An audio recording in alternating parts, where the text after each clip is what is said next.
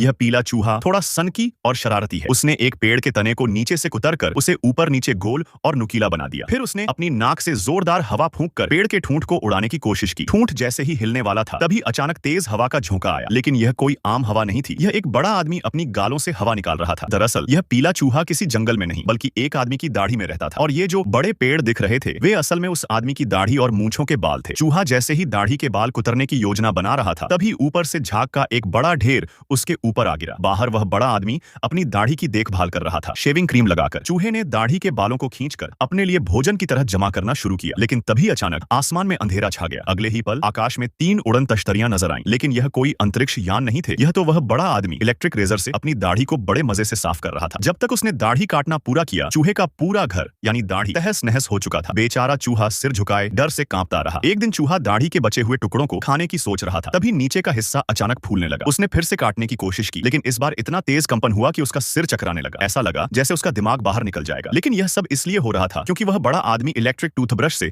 अपने दांत साफ कर रहा था। दांत साफ करने के बाद वह बड़ा आदमी धूप में यूवी किरणों का मजा लेने चला गया। उसकी दाढ़ी में रहने वाला चूहा उस समय दोपहर की नींद ले रहा था। तभी अचानक तेज रोशनी चमकी जिससे चूहे की आंखें चौंधिया गईं। उसने फटाफट अपनी आंखें ढक लीं और जमीन पर सिकुड़कर लेट गया। फिर उस बड़े आदमी ने कंघी निकाली और अपनी दाढ़ी को संवारना शुरू किया। चूहे के लिए यह किसी बड़े भूकंप से कम नहीं था, लेकिन कंघी करने के बाद दाढ़ी के बाल साफ और व्यवस्थित हो गए, जो चूहे के लिए थोड़ी राहत की बात थी। चूहा अभी कुछ खाना तैयार कर रहा था कि तभी फिर से कंपन शुरू हो गया। वह इतना डर गया कि उसका दिल जोर जोर से धड़कने लगा। जब सब शांत हुआ तो उसने चैन की सांस ली, लेकिन अगले ही पल एक विशाल पानी की लहर आई और उसे बहा ले गई। चूहा लगातार ऊपर की ओर तैरता चला गया। यह सब इसलिए हुआ क्योंकि वह बड़ा आदमी अपने मुंह को धो रहा था। जब उसने सफाई पूरी की और बाहर जाने के लिए तैयार हुआ तब जाकर बेचारे चूहे को इन सारी परेशानियों से मुक्ति मिली।